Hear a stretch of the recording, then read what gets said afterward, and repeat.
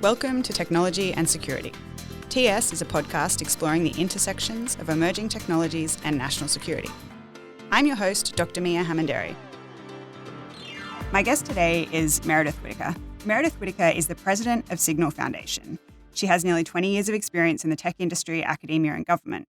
She co-founded the AI Now Institute, was the Minderoo Research Professor at New York University, and spent over a decade at Google leading product and engineering teams. Her work has helped shape global AI policy and shift public narratives on AI. She's provided advice to many governments globally, including on AI to the chair of the US Federal Trade Commission. I'm really thrilled to have you join the podcast, Meredith. Yeah, it's great to be here. Thank you.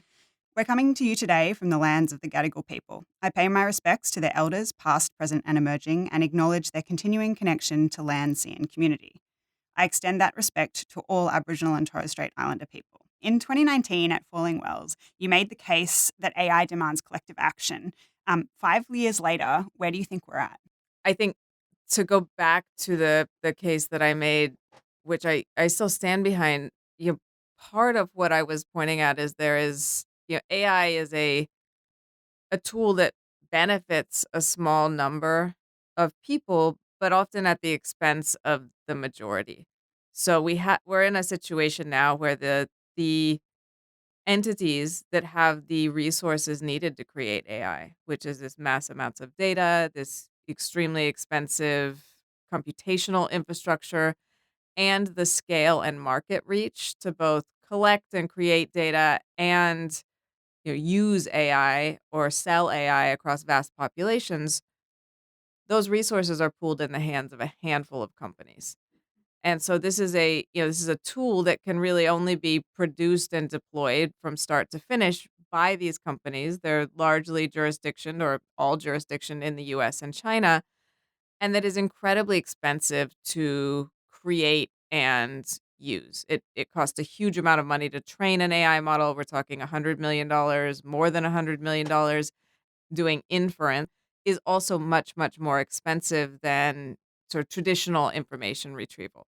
So, when I talk about collective action, it's really, what forms of power could, suffice to push back on harmful uses of this technology, on surveillance, on manipulation, on, disinformation, on the other harms here. And collective action is, a traditional form of power building among those who, have less power to collectively, gather what they have and resist some of these forces of inequality. There's been so much discussion this year, particularly about the threats of AI to elections, and I wanted to get your thoughts. Well, yeah, I think rightly so. The threat of deepfakes, disinformation, all of this is real. Um, I think oftentimes these threats sort of miss the forest for the trees. And they often focus a lot on how are we going to validate the provenance of a given image or utterance? How are we going to tell if an image or video is real or created with an AI deepfake technology? Those are not unimportant questions. But of course, we don't just stumble across a deepfake on the street when we're walking. We access our information generally, our media, our news, our hot takes via social media platforms that themselves are some of the biggest users of quote unquote AI that were the pioneers, to use a settler colonial term, pardon me, but we're some of the first to recognize in this current AI era the utility of these old techniques and to use them for optimizing their engagement algorithms, optimizing their ad serving. So I think we need to go back to the source and recognize that there's a lot that we can do by focusing on these social media platforms, focusing on the way they surface and serve content, the way they are optimizing their engagement functions, the way they're actually using AI to keep us hooked or to determine what content is going viral or what content might be suppressed. And that we need to see those as mediators that deserve a lot more attention in this conversation about AI, elections, and the validity of our information ecosystem. Yeah, absolutely. Would you characterize that as the biggest issue then for democracy and AI? Well, I mean, if we want to pan out and talk about democracy, I think there's a lot more to talk about than simply AI. Yeah, I think the fact that we have 5 social media platforms that effectively control our information environment globally, that 4 of those 5 are jurisdictioned in the US, and that, we are in relation to those atrophying our traditional media ecosystem. Local news has been, all but totally killed.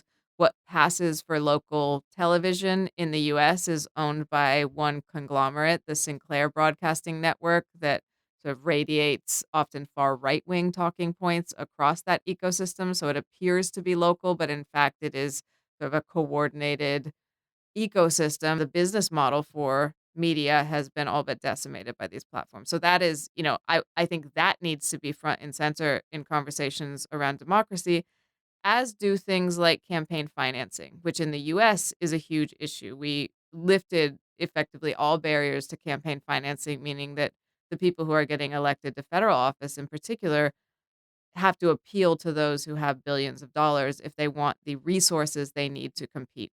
That's an anti-democratic step.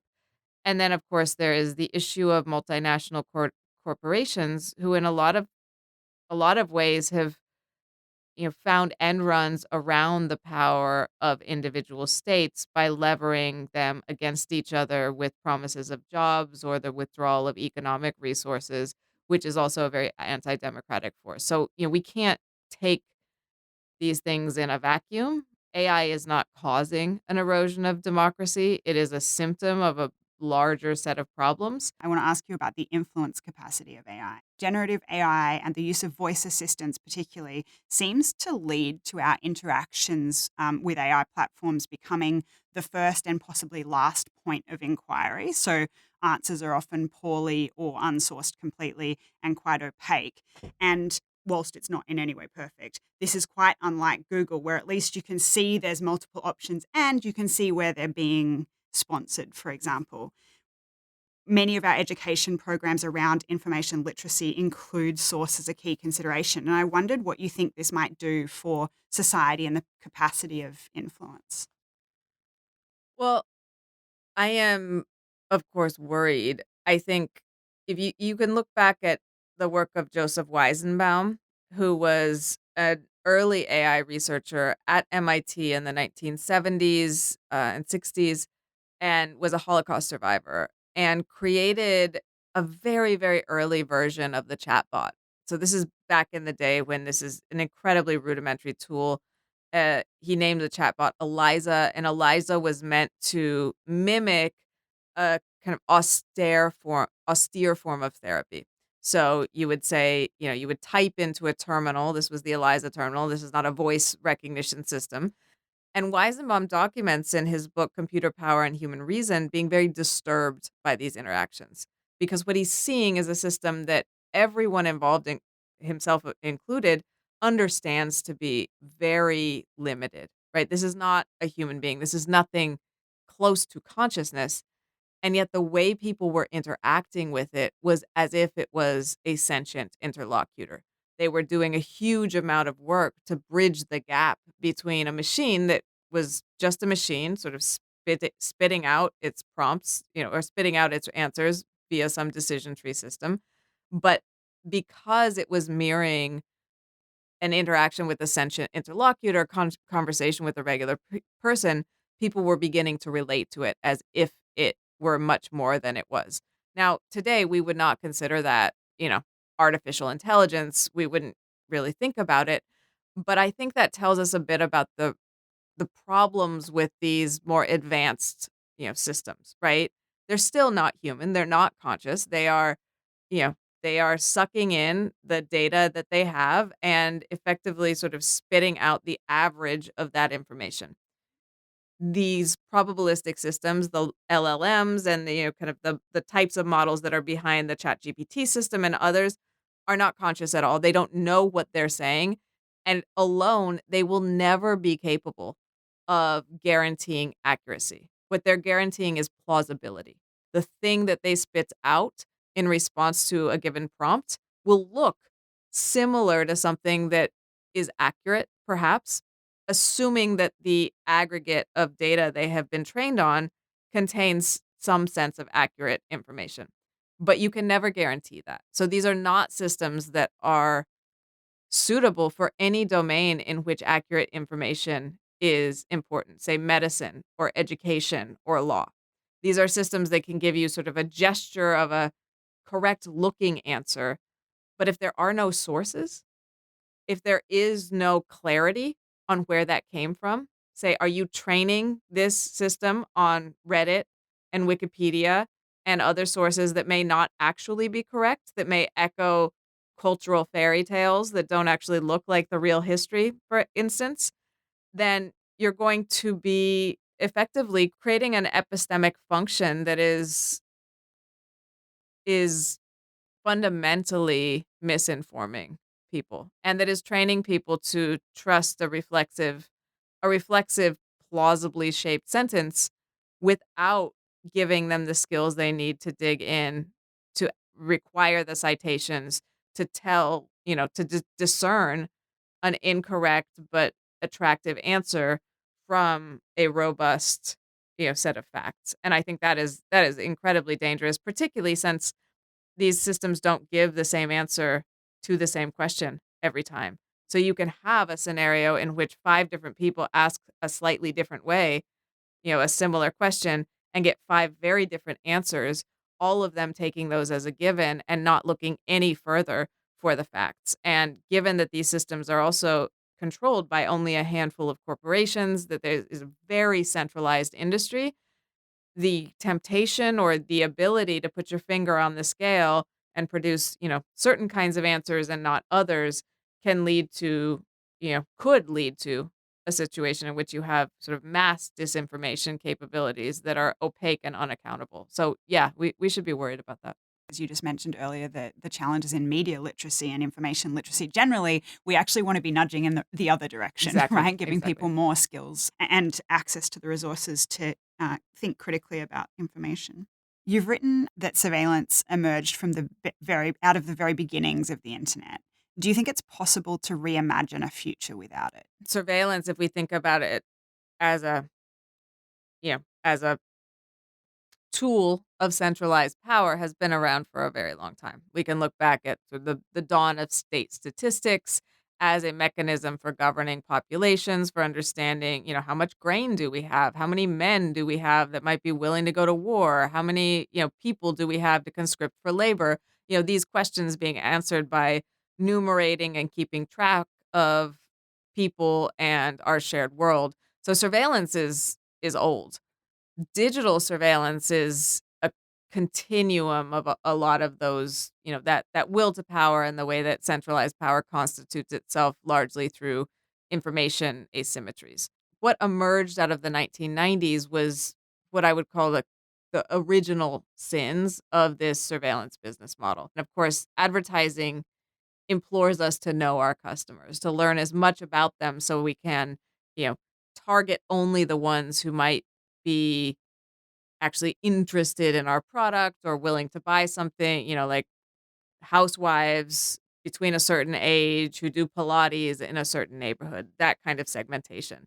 So you put in place the foundation for a business model that is still the engine of the tech industry, which is mass surveillance and the use of that data to create classifications of people that you could then sell advertisers and others access to, with the goal of informing slash manipulating those people and pushing them to make choices, to click on certain ads, to, you know, like or dislike certain political positions or what have you. So this was, you know, all of this is kind of, at the root of the issues we are facing today with the monopoly platforms and their outsized control over our world. So obviously, the data economy is vast and poorly regulated. What are your top wish list changes? So I think there is a need for a pretty radically different technical ecosystem and set of incentives. And, some of the first measures that I think would be necessary are, something along the lines of structural separation, which is where we begin to undo the vertical integration of a lot of these companies, separating, to be a bit colloquial about it, the infrastructure layer from the application layer. I wouldn't propose that we undo the globally interconnected computational infrastructure that allows us to quickly send an email between Manhattan and Sydney. Like, that is very useful and it's part of the nervous system of our current world. But having only a handful of companies control the platforms, the services, the affordances on top of that is a huge problem. So we need to solve that. I think we also need to significantly walk back the types of surveillance that are at the heart of these businesses. So, one thing that I have talked about repeatedly is the fact that, a very moderate reading of GDPR could support banning surveillance advertising.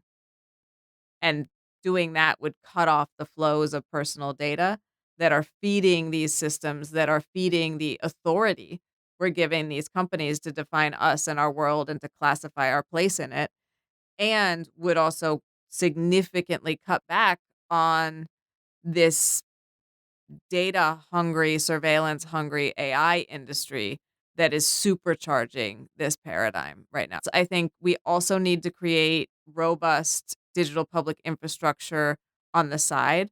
What does it look like to more democratically construct and govern technologies that actually meet our needs?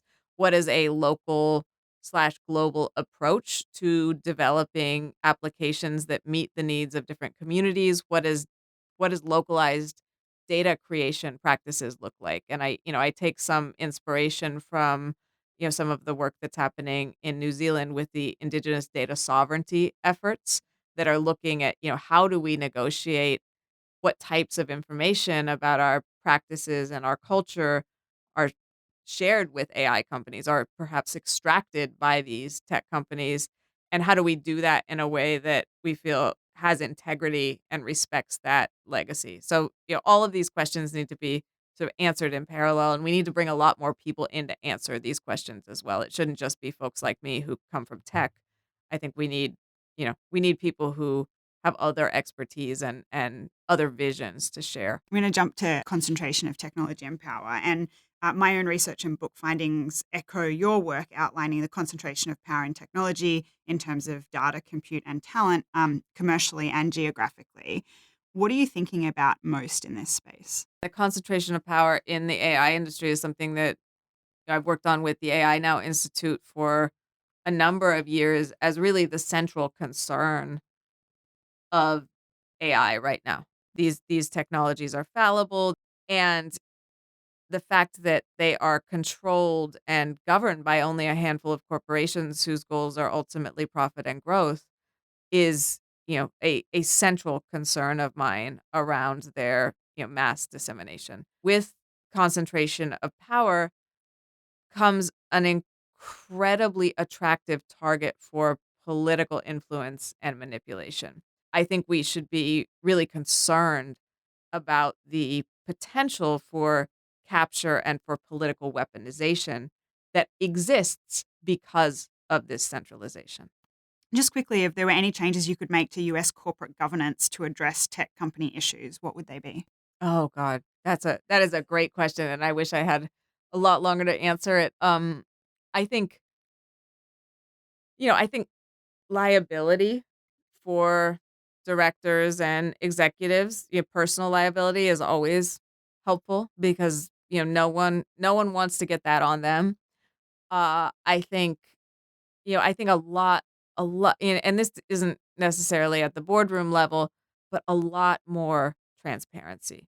We should not be taking these companies' words. We should not be satisfied with voluntary commitments given the track record here. And we need a lot more documentation of the rationale for decision making and accountability for the decisions made. I think we also need, forms of auditing and scrutiny that actually dig into the marketing claims, particularly around these AI systems, and compare that reality with, what is being claimed. And right now we have, little to none of this. And then I think there needs to be real accountability for, making false claims. And, some of this, the FTC does have their, some powers over deceptive advertising, but they're fairly weak in terms of the remedy there. So, I think there's a ways to go here. And I want to caveat around this sort of scrutiny and transparency that there's a real danger there also of audit washing. So you have, say, PricewaterhouseCoopers come in with a checklist, and then once that checklist is filled out, they say, everything's fine. But, ultimately that's an exercise in weak compliance, not an exercise in the kind of accountability that leads to more democratic decision making. You've spoken a lot about the nexus between gender and big tech. I was just going to quickly cover three issues and ask for your reflections on them. The first is entrenched racial and gender bias in training data. The second is the disproportionate harms and silencing of voices experienced by many groups, but particularly women, non-white, Indigenous, and gay and lesbian people. And the fact that more women are punished and pushed out of tech company roles for challenging the status quo. I wondered if you could just share some of your recent reflections on that. I think we're not going in a great direction. There've been a lot of efforts for a number of years to address these issues, and over the past year or so, we've seen a really reactionary cultural shift in Silicon Valley and I think generally, um, you know, directly targeting DEI initiatives and sort of directly almost a revanchist moment of, directly targeting, um, you know, racial and gender equity. And I think that is, you're seeing that kind of, I think, far right or, the um, culture spread across Silicon Valley very quickly. And I think there's a lot of people who are sort of celebrating the end or the, sort of fall of many of those efforts. And it's, I think it's very dangerous right now, because we're at a moment where we are seeing the ascent of authoritarianism globally. And, we do have systems that are, opaque, making significant decisions, taking more and more epistemic authority, um, and by which I mean the authority to define our world and what we know about it is in the hands of a handful of corporations, via their AI systems and models.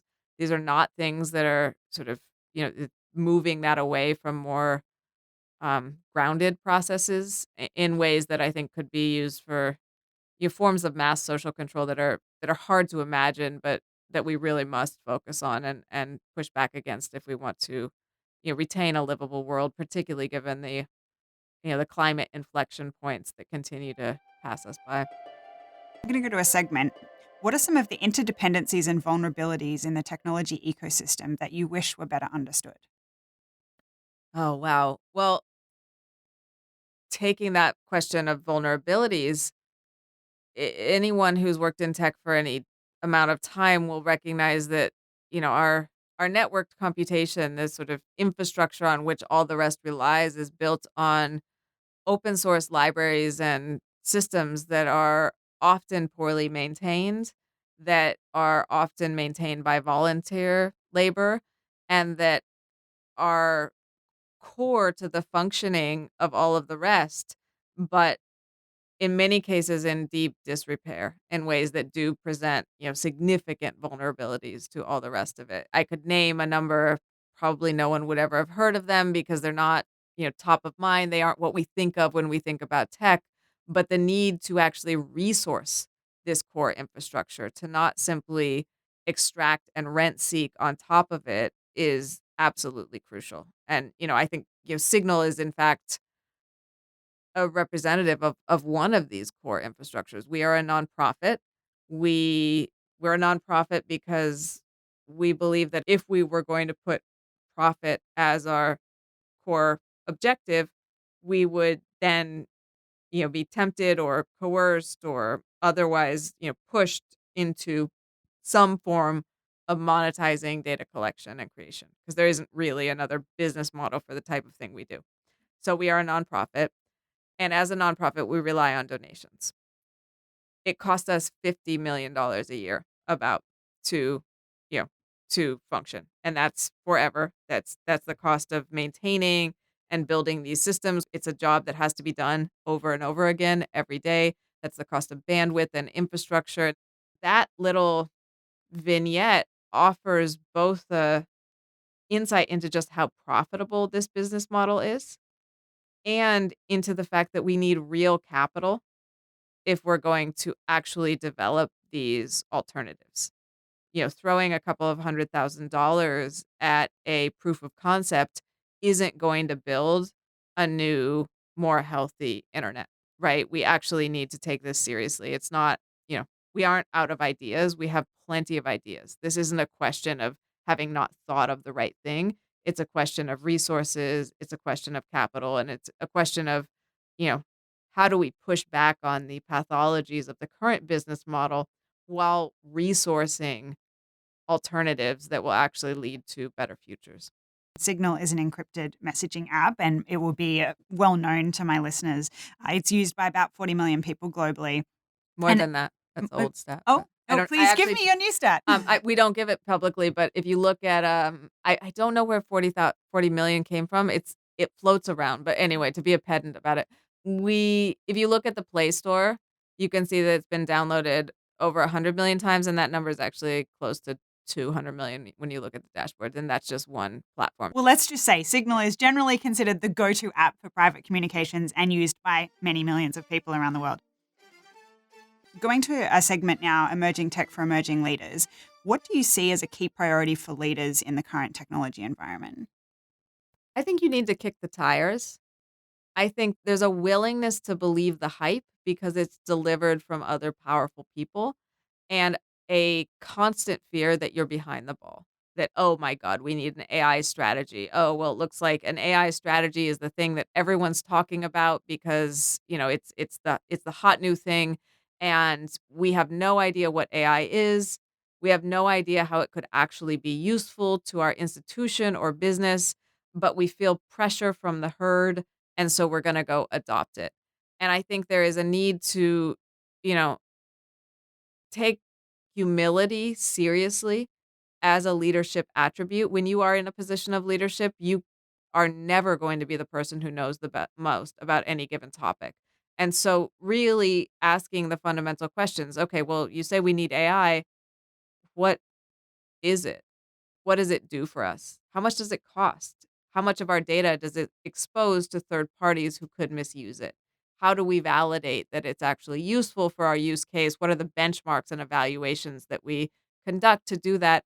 And I think even asking what seem like really basic questions would set most leaders up to make much, much better choices and probably much more profitable choices in the long run than just, diving headfirst into something that, is likely to not be the one-stop shop that solves all problems that is being sold right now. And, we can think back 2 years when, everyone was, trying to figure out what to do with the blockchain, right? And you had some pretty absurd implementations that have gone nowhere and wasted a lot of time and a lot of money and a lot of servers. So maybe we can avoid this hype cycle. Going to a segment called Eyes and Ears. What have you been reading, listening to, or watching lately that might be of interest to our audience?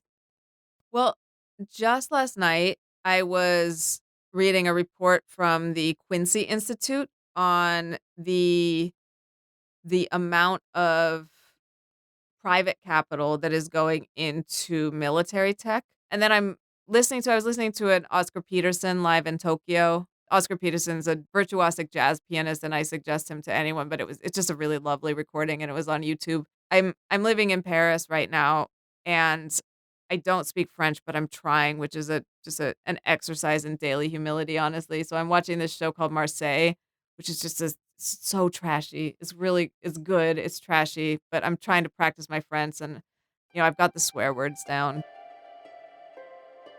In what ways do you think potential conflict with the US and China is shifting the tech policy debate in the US? Well, it is central to a lot of the tech policy debate. Um, and I think in some sense, a lot of interested parties in that debate have been stoking that narrative. And this is something we wrote about a number of years ago. But the idea that if the US puts any guardrails, any regulations, any restrictions on the unfettered surveillance and development of AI and other systems, it will lose to China, is doing a lot of work to, I believe, promote unsafe technologies and to brush away fundamental questions about their efficacy, about, you know, the contexts of use, and about, their appropriateness for certain domains. So that it's used to push back on some of the most urgent questions that are being raised in more democratic contexts and say that, if we spend any time dealing with these, we are losing to China. Now, the question then becomes like, what does winning mean? Do we want to win a race to, an authoritarian surveillance state, or are there perhaps other goals that we could shoot for? Has your current role as president of Signal changed your perspective on global technology and policy in any way? Well, it's certainly given me a really clear and privileged lens into, what it means to be doing the day-to-day running of an organization that has to build and maintain these systems come, rain or come shine. I am certainly constantly aware in a different way of just how much of the ecosystem on which Signal and, any other technology and organization depends, and or how much of that ecosystem has been shaped by the imperatives of the surveillance business model, and how significant the control of the large tech corporations and the gatekeepers are over this ecosystem. Like, we are, Signal is constantly having to work around norms and paradigms that assume the collection of as much data as possible, the storage of as much data as possible is the goal. We have to rewrite pieces of the stack to do things privately where surveillance is assumed to be the norm. And then we have to rely on infrastructures that are provided by these large players and ultimately shaped by them, because it's really not possible in this day and age to provide high availability global tech that needs to work in real time without relying on those. So I think it's sensitized me in a new way to just how pervasive those dynamics are, and how much that legacy shapes every part of tech, even if you're swimming against the grain and working to do things differently. You co-authored a piece some years ago on the ethical priorities of neurotech and AI. Can you describe the interplays between neurotech data and AI and how the concerns you raised in that piece are being responded to? Yeah, and I'll just caveat that piece was co-authored with a lot of different authors, and I actually gave a talk for Boston University a couple years ago that looked particularly at issues of agency and epistemic authority related to neurotech, and dug into Elon Musk's Neuralink as the example. I think there are huge issues with this technology, not least of which is the fact that, we're talking about implanting different, chips and other system, hardware into people's bodies in a lot of contexts. And we already see, assistive technology and brain computer implants that have been used by people abandoned by the companies that make them. So The people, responsibility element yeah, is, yeah, really significant. so, operating systems that are no longer updated, companies that go out of business, and you just have, some metal or plastic or silicon in your body that is not maintained. So that is just a huge issue there. I think, ultimately what you're talking about is giving a company, probably, I don't think this is going to be a government institution, the authority to determine and state what you think and feel, the ability to determine that, to, make claims about who you are, what you think, what you're doing, what you feel at any given moment with more authority than you have. And I think this gets into some pretty frightening territory. You're talking about sort of mapping data from a software system onto, into a model, and then making claims based on that data that in no way actually reflect someone's consciousness at that moment. But what they do is displace authority from the individual who is feeling or thinking something to a corporation who is claiming to have sort of scientific authority to make that determination. I think it's really dangerous to be ceding that kind of authority to private companies, particularly given the concentrated power of the AI industry and the fact that this is going to be technology that will at some level need to be monetized. It's going to be technology that will be in the hands of, a handful of centralized companies just because of the cost of building it and of running it. It's the fact that these companies are making claims that we see as plausible to read our minds and define our person with more authority than we have. And I think that is really what's dangerous. And now, what happens when they sell that ability to our employers? When everyone, in order to work in a certain industry or for a certain company, you need to be implanted with Neuralink. And then your boss has a, big board of employee sentiment based on your fMRI data, and you are neuroatypical and your data doesn't look anything like the model. And you're having to, make your case that in fact you are a focused and good worker. In fact, you are happy here when the data suddenly has more authority than you to make that claim. And, based on where the market is, based on the fact that, you know, it's usually a corporation has more capital than an individual worker, it's very likely that that's, the kind of use case we would be seeing, not a, you know, not a less profitable use case. We're going to a segment on alliances and multilateral forums. Do you see any areas particularly where we can work together to create societies that have vibrant and resilient information ecosystems? I think there is a lot of opportunity to do that, but we have to, it's going to take simultaneously visioning and creating those ecosystems. Barcelona in Spain is a good example of sort of more democratically governed data commons, kind of digital sovereignty programs that are happening in some capacity in Europe and elsewhere. We can look at funding kind of core infrastructures outside of, the big tech paradigm. I think we can look at developing smaller, more purpose-built AI models or other techniques for assessing and finding patterns in data that we think is useful for governance and understanding our world. And then we can look at, again, community led and determined data creation efforts, right? So, how do we decide on what we want to know about ourselves and our world? How do we create methodologies to do that in a way that, seems accurate and feels safe and just to people? And then how do we develop governance structures that can actually decide when and how that data gets used and, how consent works in that context, right? So like all of those things need to be happening alongside pushback against this, massive big tech industry, right? Which is not going to simply happen because we thought of a better alternative, right? This is not a contest of ideas. This is a contest of power. So we need both. We need the pushing back and the building, and those need to happen at once. What technology brings you the most joy, and how do you wind down and disconnect from technologies? Well, I'll use Ursula Franklin's definition of technology, which is, quote, the way we do things around here. So almost anything can be a technology. I think, the technology of warm water and bathtubs is like one that I really like at the end of the day.